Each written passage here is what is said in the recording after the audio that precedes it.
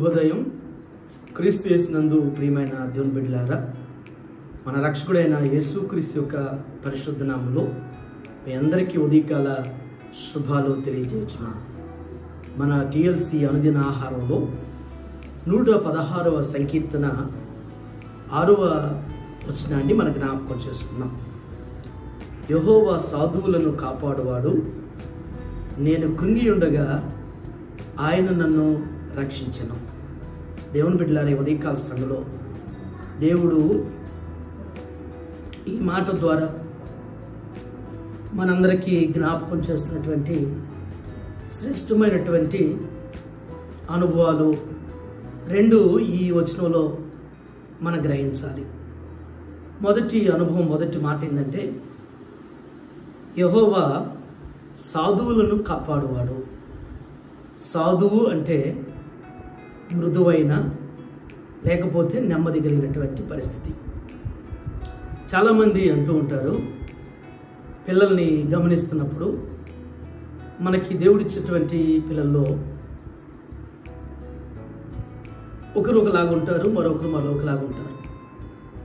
ఒకరు నెమ్మదిగా, సౌమ్యుడిగా, సాధువుగా, మృదువైనటువంటి వారుగా ఉన్నప్పుడు వారిని చూసి అంటూ ఉంటారు తల్లిదండ్రులు, వీడు అసలు మాట్లాడలేడు, వీడు బయటికి వెళ్తే అసలు బ్రతకలేడు, అసలు ఎవరితో ఎలా మాట్లాడాలంటే నోటి నుంచి మాట రాదు అనేటువంటిది అంటూ ఉంటారు. కొందరు మాటకారులు ఉంటారు, కొందరు మాట్లాడలేనటువంటి వారు ఉంటారు.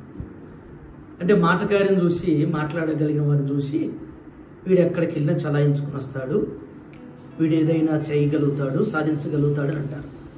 అది మనుషుల భ్రమ.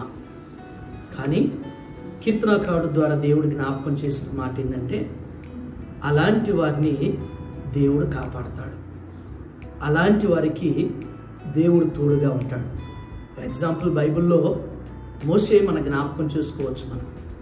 మరి ఫరో ఎదుట వెళ్ళమన్నప్పుడు దేవుడు మోషే అంటాడు, నేను అతివాడిని, నేను మాట్లాడలేని వాడిని, నేను వెళ్ళి ఫరోకి ఎలా మాట్లాడాలి ఫరోతో అని అంటాడు. దేవుడు అంటాడు, నేను నీకు తోడుగా ఉంటాను అంటాడు. మరి అలాంటి నతివాడు, బలహీనుడు అని చెప్పుకున్నటువంటి మోషే 20 లక్షలు ఇశ్రాయేలు జనాంగాన్ని ఐగుప్తు నుంచి నడిపించలేదా? మోషేకి దేవుడు ఆ విధంగా తోడుగా లేడా?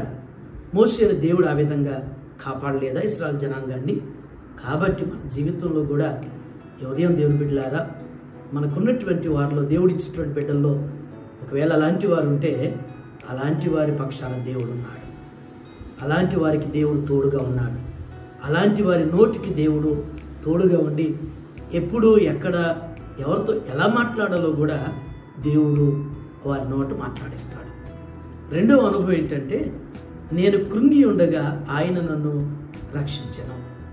జీవితంలో చాలా మంది పరిస్థితులను బట్టి కృంగిపోతుంటారు, ఆర్థిక స్థితిని బట్టి కృంగిపోతుంటారు, కుటుంబ సమస్యను బట్టి కృంగిపోతుంటారు, అనారోగ్యాన్ని బట్టి కృంగిపోతుంటారు, లేకపోతే మనుషుల చేత కృంగిపోయేటువంటి స్థితి కలిగిపోయేటువంటి పరిస్థితి ఉంది.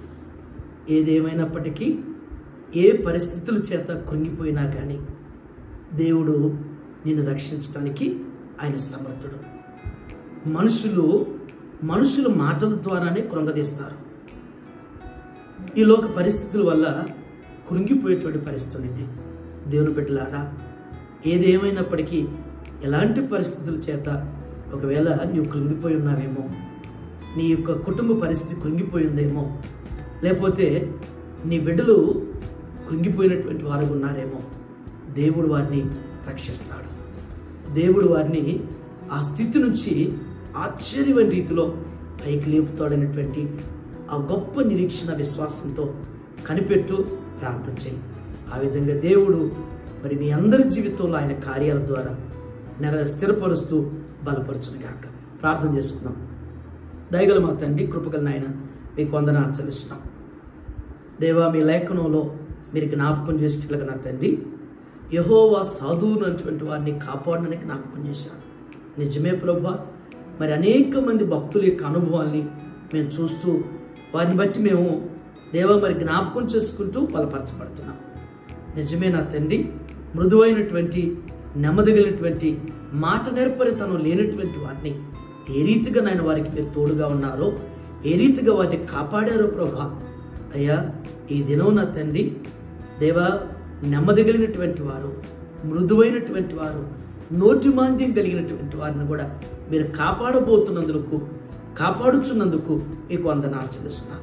అదేవిధంగా నా తండ్రి దేవ, మరొక మాటలో నాయన మీరు జ్ఞాపకం చేస్తున్నారు నా తండ్రి, ఏ పరిస్థితుల చేత కృంగిపోయి ఉన్నారో ఈ ఉదయం నా తండ్రి టీఎల్సీ అనుదిన ఆహారం చూస్తున్నటువంటి వారిలో అయ్యా కుటుంబ పరిస్థితుల వల్ల కృంగిపోయారేమో, బిడ్డల జీవితాలు చూసి కృంగిపోయారేమో అయ్యా, వ్యక్తిగతంగా జీవిత పరిస్థితులను ఎదుర్కోలేక నా తండ్రి ఆర్థికంగా అనారోగ్య పరిస్థితుల చేత కృంగిపోయి ఉంటే నా తండ్రి వారిని మీరు జ్ఞాపకం చేసుకోండి, వారిని మీరు లేవనెత్తండి, వారిని మీరు రక్షించండి.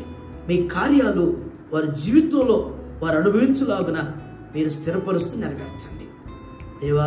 ఏ ఉదయం నా తండ్రి మరొక పర్యాయం ఆయన ఈ టీఎల్సీ అనుదిన ఆహారం చూస్తున్నటువంటి వారందరి యొక్క కుటుంబాల్లో, వారందరి జీవితాల్లో మీ కార్యాల ద్వారా నా తండ్రి ఆయన ఆరోగ్యాలు, సకల సౌభాగ్యం, శాంతి, సమాధాన, సంతోష, సమృద్ధిని దయచేయమని యేసు నామములో ఈ ప్రార్థన మీకు సమర్పించున్నాను తండ్రి. ఆమేన్. దేవుడు మీ అందరికీ తోడైనగాక. ఆమేన్.